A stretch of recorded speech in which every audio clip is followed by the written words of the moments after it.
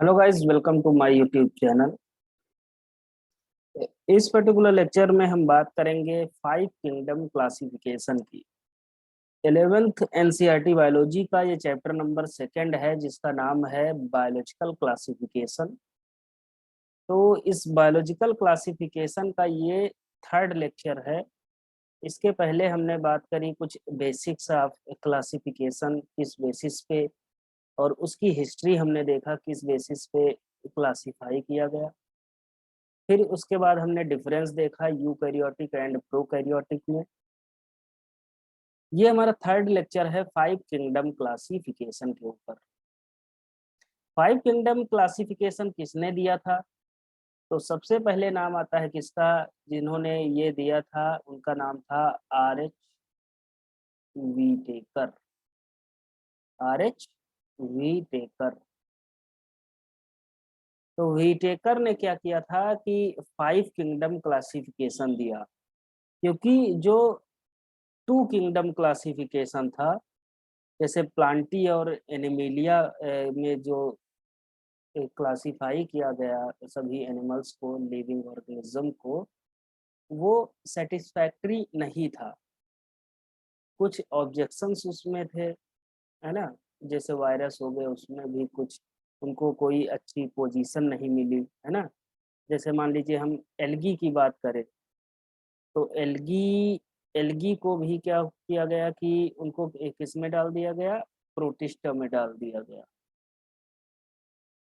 तो ये सारी चीजें मतलब उसमें नहीं सही थी। तो अब हम इसमें देखते हैं कि विटेकर ने क्या किया। तो विटेकर ने क्या किया? 1969 में R H Whittaker propose the 5 kingdoms classification system या 5 kingdom system, which is widely accepted. इस ये आज तक यूज किया जा रहा है। ये बहुत ज़्यादा मोस्ट एक्सेप्टेड है, मोस्ट एक्सेप्टेड क्लासिफिकेशन है। अब इन्होंने कुछ क्राइटेरिया रखे कि किस बेसिस पे हम प्रोकैरियोट यूकैरियोटिक के बेसिस पे हम कैसे डिस्क्राइब कर सकते हैं। तो उसके मतलब कई सारे पॉइंट थे, तो उसकी हम बात करते हैं। तो सबसे पहला पॉइंट क्या था? एक मिनट रुकिएगा। सबसे पहला पॉइंट था कि प्रोकैरियोट एंड यूकैरियोटिक जो नेचर ऑफ द सेल। तो सबसे पहला क्राइटेरिया क्या था कि prokaryotic and eukaryotic nature of the cell. Okay. दूसरा पॉइंट देखते हैं। दूसरा पॉइंट क्या था कि लेवल ऑफ सेलुलर कॉम्प्लेक्सिटी या सेलुलर ऑर्गेनाइजेशन। तो सेलुलर ऑर्गेनाइजेशन कुछ जैसे यूनिसेलुलर ऑर्गेनिज्म होते हैं, कुछ मल्टी सेलुलर ऑर्गेनिज्म होते हैं, है ना। यूनिसेलुलर की अगर हम बात करें तो कौन होता है? जैसे हम प्रोटोजोआ की बात कर ले, अमीबा, वो क्या है? यूनिसेलुलर है। कुछ एल्गी भी क्या होते हैं? यूनिसेलुलर होते हैं। मल्टी सेलुलर जैसे हम लोग अपना एग्जाम्पल ले लें ह्यूमंस का, जैसे एल्गी हो गया, फंजाई हो गया, ये सभी क्या है? मल्टी सेलुलर ऑर्गेनिज्म है। फिर तीसरा पॉइंट क्या था? Mode of nutrition. तो मोड ऑफ न्यूट्रिशन के बेसिस पे कुछ ऑटोट्रॉफ्स होते हैं, कुछ हेटेरोट्रॉफ्स होते हैं। ऑटोट्रॉफ्स कौन से होते हैं? जैसे हम प्लांट की बात करें, तो प्लांट क्या करते हैं? प्लांट क्या करते हैं? फोटोसिंथेसिस करते हैं। क्या करते हैं? फोटोसिंथेसिस। और ये क्या बनाते हैं? ये अपना खाना खुद ही बनाते हैं। तो इन्हें हम क्या करें? सेल्फ न्यूट्रिशन इसमें होता है। ये खुद ही से क्या करते हैं? अपना न्यूट्रिशन प्रोवाइड करवाते हैं अपने आप को। अब देखिए, the 5 kingdom classification includes the Monera and the protista, fungi, Plantae and animalia. तो यहाँ क्या किया इन्होंने? 5 किंगडम क्लासिफिकेशन दिया, और किसमें दिया? मोनेरा, प्रोटिस्टा एक दो हो गए, फंजाई 3, प्लांटी 4, और एनिमिलिया 5। ओके। तो 5 किंगडम का क्लासिफिकेशन किसने दिया? विटेकर ने दिया। Plant, animal and fungi are multi cellular. Plant को मान ले, फंजाई को मान ले, है ना, और एनिमल्स को मान ले, तो ये क्या है? मल्टी सेलुलर ऑर्गेनिज्म है। लेकिन अगर हम मोनेरा की बात करें या प्रोटिस्टा की बात करें या प्रोटिस्ट की बात करें, तो वो क्या है? यूनिसेलुलर ऑर्गेनिज्म है। ओके।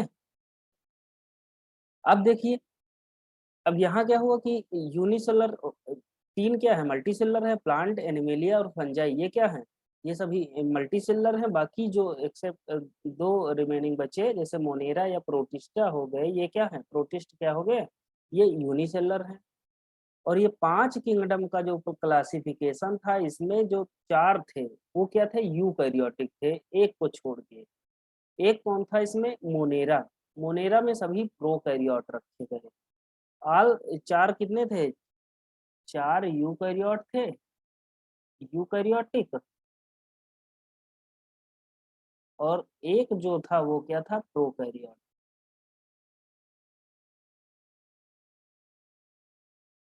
क्या था, प्रोकैरियोट। ओके, आगे देखिए, प्लांट्स आर ऑटोट्रॉप्स। ये क्या होते हैं, ऑटोट्रॉपिक होते हैं। ऑटोट्रॉपिक का मतलब क्या है, they can make their own food by photosynthesis. अब फोटोसिंथेसिस क्या होती है, यहाँ पर क्या होता है कि जो लाइट एनर्जी होती है उसको क्या करते हैं, ये केमिकल एनर्जी में कन्वर्ट कर देते हैं। इसमें कई सारी चीजें हेल्प करती हैं, जैसे सूर्य का प्रकाश हो गया है ना, क्लोरोफिल हो गया, और वाटर हो गया, CO2 हो गया, ये सभी मिलके क्या बनाते हैं, ग्लूकोज का फॉर्मेशन करते हैं या सुक्रोज का फॉर्मेशन करते हैं। अब देखिए, whereas both animal and fungi are heterotroph. अब प्लांट की हमने बात करी तो प्लांट क्या है, ऑटोट्रॉप्स हैं, ये अपना खाना खुद ही बनाते हैं। लेकिन अगर हम हेट्रोट्रॉप्स की बात करें तो हेट्रोट्रॉपिक कौन कौन है, एनिमल और फंजाई हेट्रोट्रॉप्स हैं, ये अपना फूड खुद ना बना के दूसरे से लेते हैं। While animal ingest their food. अब देखिए, एनिमल क्या करता है, फूड का इंजेक्शन करता है। हम लोग क्या करते हैं, खाना खाते हैं, मुंह से खाते हैं, इंजेस्ट करते हैं अपने अंदर ना। लेकिन फंजाई क्या करते हैं, फंजाई एब्जॉर्ब करते हैं, है ना। Fungi feed by absorbing their nutrients. ये अपना न्यूट्रिएंट्स क्या करते हैं, एब्जॉर्ब करते हैं बाय देयर बॉडी सरफेस। अब देखिए, न्यूट्रिशन के मोड की बात कर लेते हैं। तो न्यूट्रिशन की मोड की हमने बात करी तो सबसे पहला इसमें फिर आ जाता है क्या, ऑटोट्रॉपिक। ऑटोट्रॉप की बात आती है तो यहाँ क्या होती है, फोटोसिंथेसिस होती है। और फोटोसिंथेसिस में क्या होती है, फोटोसिंथेसिस में क्या होते हैं, क्या होता है कि लाइट एनर्जी चेंज हो जाती है। लाइट चेंज हो जाती है किसमें, केमिकल एनर्जी में। किसमें, केमिकल एनर्जी में चेंज हो जाती है। Typical photosynthesis mode is called holophytic nutrition. कुछ हेट्रोट्रॉप्स होते हैं। हेट्रोट्रॉपिक मोड इंक्लूड्स जैसे इंजेस्टिव मोड, जैसे food taken in particulate form, है ना। हम लोग क्या करते हैं, भोजन को खाते हैं और वो हमारी बॉडी में जाके जब स्टमक में जाता है तो वहाँ टूटता है, वहाँ कई सारी एंजाइमेटिक रिएक्शंस होती हैं, एसिड्स होते हैं, उसको डाइजेस्ट करने में हेल्प करते हैं, है ना। दूसरा क्या होता है, एब्जॉर्प्टिव मोड होता है, फूड को एब्जॉर्ब करते हैं फ्रॉम देयर सराउंडिंग्स। जैसे हम फंजाई की बात करते हैं, अगर पार्टिकुलेट फॉर्म में हम इंजेस्ट कर रहे हैं तो हम किसका एग्जांपल लेंगे, ह्यूमंस का एग्जांपल लेंगे, एनिमल्स का एग्जांपल लेंगे। The ingestive mode is called as the holozoic nutrition. जो इंजेस्टिव मोड ऑफ न्यूट्रिशन होता है वो उस न्यूट्रिशन को हम क्या कहते हैं, होलोजोइक न्यूट्रिशन कहते हैं। ओके, अब देखिए, the absorptive mode include sapro saprobic saprobic कुछ होते हैं, सेप्रोबिक होते हैं। अब सेप्रोबिक कौन होते हैं, इन्हें हम क्या है, सेप्रोफाइटिक भी कह सकते हैं। क्या कहते हैं, सेप्रोफाइटिक। सेप्रोफाइटिक ऐसे एनिमल्स होते हैं, ऐसे ऑर्गेनिज्म होते हैं जो अपना फूड कहाँ से बना है, डेड एंड डिकेइंग मैटर से बना है।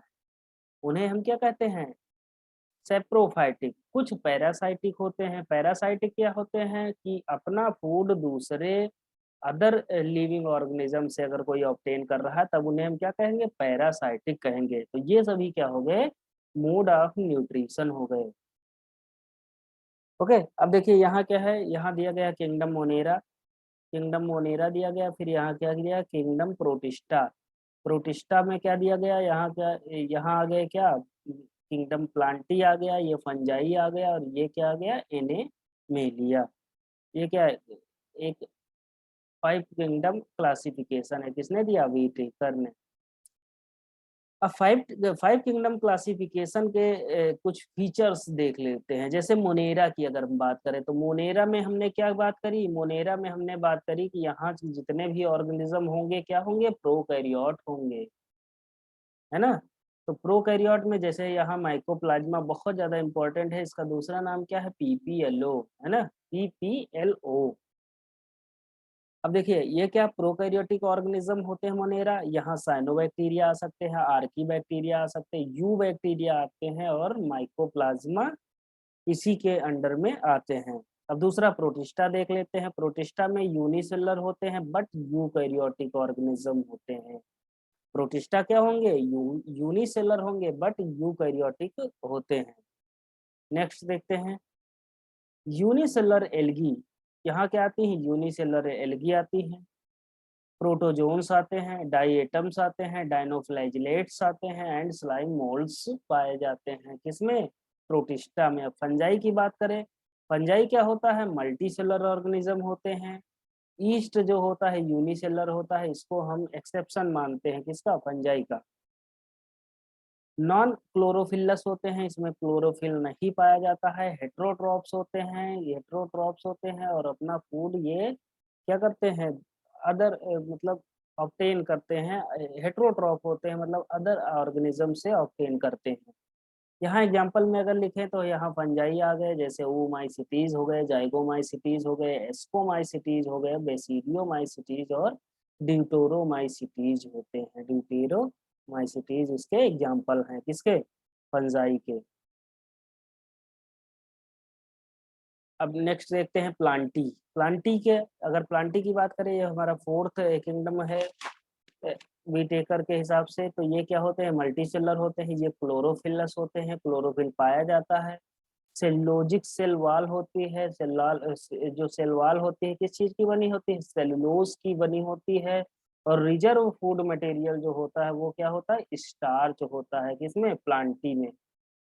अगर हम एग्जाम्पल की बात करें तो यहाँ मल्टी सेलर एल्गी आते हैं, ब्रायोफाइट्स आते हैं, टेरिडोफाइट्स आते हैं, जिम्नोस्पर्म्स आते हैं एंड एंजियोस्पर्म्स आते हैं, जिन्हें हम फ्लावरिंग प्लांट भी कहते हैं।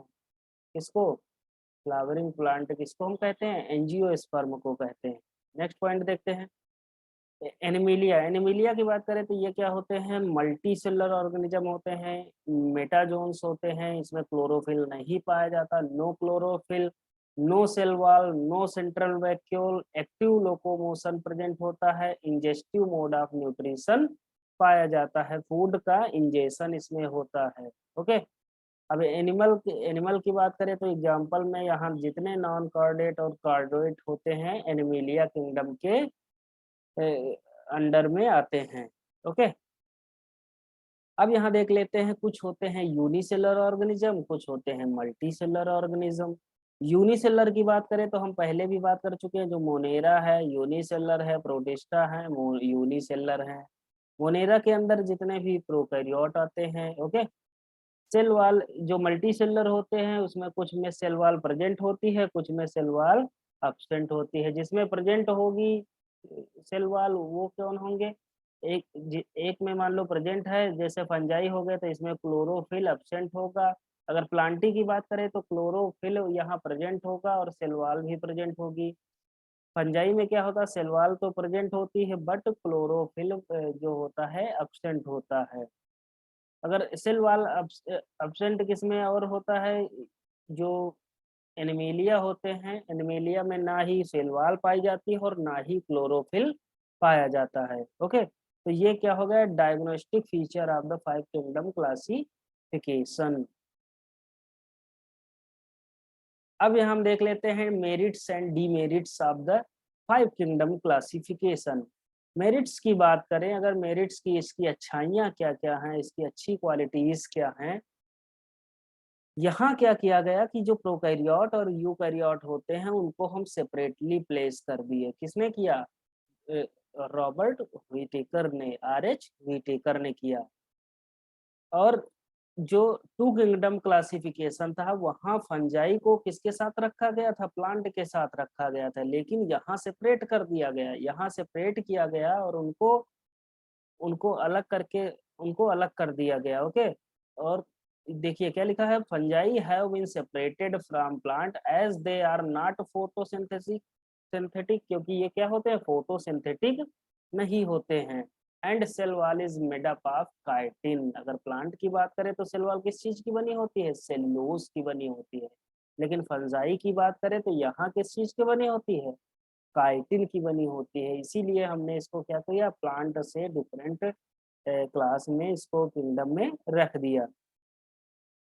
All unicellular organism have been placed together as a single group, जितने भी सिंगल यूनिसेलर ऑर्गेनिज्म थे उनको हमने एक सिंगल ग्रुप में रखा। This help to understand their phylogenetic relationship, जिससे हम इसके बीच की जितनी भी सारे ग्रुप्स आते हैं उनके बीच की जो फाइलोजेनेटिक रिलेशनशिप है, इवोल्यूशनरी रिलेशनशिप है, उसको हम क्या कर सकते हैं, इजीली हम उसको अंडरस्टैंड कर सकते हैं। आगे नेक्स्ट पॉइंट देखते हैं, it is more natural classification, ये क्या था, नेचुरल क्लासिफिकेशन था। As it is based on many criteria simultaneously such as complexity of cell. इसको हमने नेचुरल क्लासिफिकेशन क्यों माना, क्योंकि ये कॉम्प्लेक्सिटी ऑफ द सेल के हिसाब से या के हिसाब से कैटेगराइजेशन हुआ, यूनिसेलर के हिसाब से, मल्टी सेलर के हिसाब से, and level and mode of multi cellular level and mode of nutrition. तो ये चार चीजों के बेस पे हमने इसको क्या किया, सेपरेशन किया, और 5 किंगडम में RHUT करने क्या किया, इसको क्लासिफाई कर दिया। It is also a phylogenetic classification as it place similar organism together indicating their common ancestry। और इसमें क्या किया, जो भी एनिमल्स थे, जो भी ऑर्गेनिज्म थे, जो फाइलोजेनेटिक रिलेशनशिप आपस में रखते थे उनको हमने क्या किया, सेम ग्रुप में डाल दिया, और जो आपस में नहीं रखते थे उनको हमने डिफरेंट ग्रुप में डाल दिया। आगे देखते हैं डीमेरिट्स, इसकी बुराइयां क्या क्या हैं, क्या गलतियां इसमें हुई। इसमें क्या हुआ कि जो वायरस की पोजीशन है, वायरस की पोजीशन को फिक्स नहीं किया गया, और इनको कोई एक पोजीशन नहीं मिल पाई, कोई स्पेसिफिक पोजीशन नहीं मिली इसमें। Some photosynthetic algae are placed with the protist, कुछ फोटोसिंथेटिक एल्गी थे वो उसको हमने किसके साथ रख दिया, प्रोटिस्ट के साथ रख दिया। Even their all character all plant like, जबकि इनके ज्यादातर कैरेक्टर प्लांट की तरीके के थे, तब भी इनको हमने प्रोटिस्ट में रख दिया या विटेकर ने रख दिया। नेक्स्ट देखते हैं, ईस्ट क्या है, यूनिसेलर है। Even it is placed with in with the multi cellular fungi. Fungi का हमने क्लासिफिकेशन देखा था, वहां क्या था, जितने भी फंगस होते हैं वो क्या होते हैं, मल्टी सेलर होते हैं, बट एक्सेप्शन में हमने ईस्ट को रख दिया।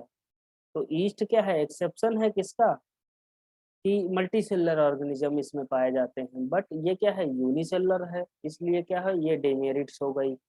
आगे देखते हैं, there can be more criteria for classification, for example if we consider cell wall as a criterion, then mycoplasma which have no cell wall become different from the other prokaryote। तो ये सारे इसके क्या थे, मेरिट्स हो गए, demerits हो गए, और हमने इसमें देखा क्या होता है क्लासिफिकेशन, 5 किंगडम क्लासिफिकेशन, जिसमें हमने बात करी कि मोनेरा क्या होते हैं, प्रोटिस्टा क्या होते हैं, फंजाई क्या होते हैं, प्लांटी क्या होते हैं, एनिमेलिया क्या होते हैं। ओके, तो इन सारी चीज़ों के बारे में हमने बात करी। ये हमारा 3rd लेक्चर था। नेक्स्ट लेक्चर में हम बात करेंगे इसके बारे में। सबसे पहले हम बात करेंगे मोनेरा के बारे में, उसके बाद फंजाई के बारे में, प्लांटी के बारे में, एनिमेलिया के बारे में। इनको हम अलग अलग सेपरेट वीडियो में डिस्कस करेंगे। ओके, अगर वीडियो पसंद आई हो तो वीडियो को लाइक करिएगा, चैनल को सब्सक्राइब करिएगा, अपने फ्रेंड्स को वीडियो शेयर करिएगा। Okay, thank you.